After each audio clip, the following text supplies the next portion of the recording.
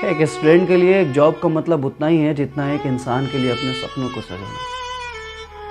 और जब इन आंखों से इन सपनों को कोई छीन लेता है ना, तो ऐसा लगता है दुनिया ही छीननी है किसी नाम से। मेरा मार्क्स था 75 और मैंने मात्र 7 क्वेश्चन गलत किया था। उसके बाद जब रिजल्ट आया और मैंने आंसर मिलाया तो मेरा नंबर 70 नंबर कर दिया गया था और उसमें बोला गया कि आपका 5 क्वेश्चन इग्नोर किया गया है। इग्नोर का मतलब होता है कि जो क्वेश्चन सेट किए थे क्वेश्चन पेपर, उसमें 5 क्वेश्चन गलत दिया गया।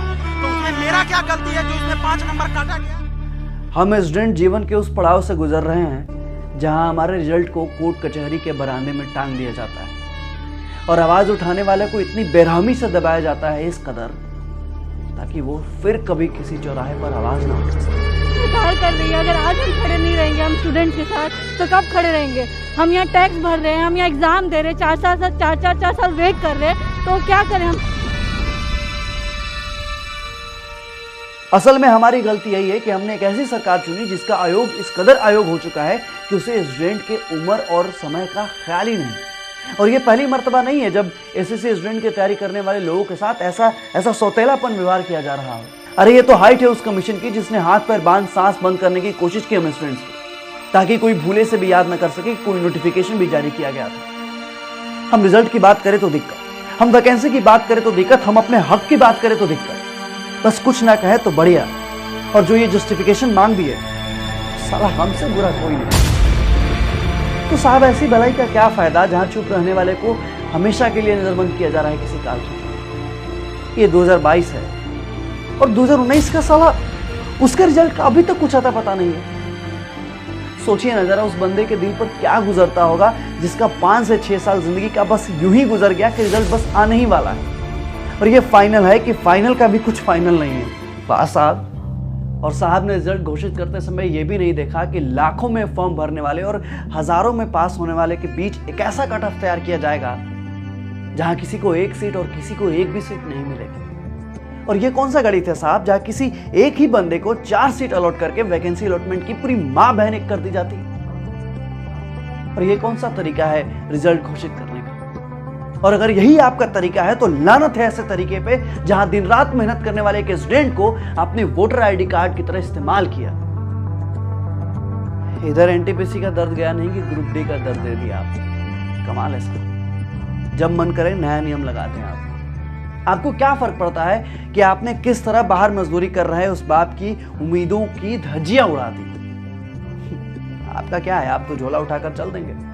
पर जरा सोचिए उन छात्रों के बारे में जिन्होंने अपने सपनों और अपने करियर के लिए अपनी पूरी जिंदगी ऋषियों की तरह दान में दे दी, जिसको सोते और जगते वक्त सिर्फ इस बात की चिंता रहती है कि उनका कैसे ये ग्रुप डी का बस CBT 1 क्लियर हो जाए तो साला आधा टेंशन खत्म। क्या साहब आप क्या जानते, लेकिन आप इतना आसानी से दम थोड़े लेंगे।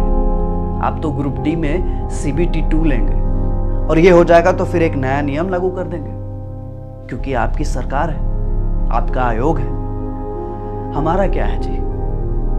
अपनी मेहनत है, उम्मीदें हैं और उससे हासिल करने का जुनून है। और ये जुनून इस खून में इस कदर रम चुका है कि अब ये आपके तुगलकी फरमान रास नहीं आते। अब यह सही समय है 1 स्टूडेंट 1 रिजल्ट के नियम को लागू करने का। और यही समय है जाहिर करने का कि ग्रुप डी में CBT 2 नहीं बल्कि सिर्फ CBT 1 होगा। ये वक्त है उस वादे को पूरा करने का जिसमें सिर्फ यही कहा गया था कि ग्रुप डी में CBT 2 नहीं सिर्फ CBT 1। सर आप लाठियां चला लें, गोलियां चला लें, यह आपकी नीति है, पर हम कलम चलाने वाले स्टूडेंट्स अपना धर्म कभी नहीं भूलते। हमें लूसेंट याद करने के साथ साथ ये भी याद रहता है कि हमें अपने गवर्नमेंट को कब याद दिलाना है। कैंपेन शुरू हो चुका है सर।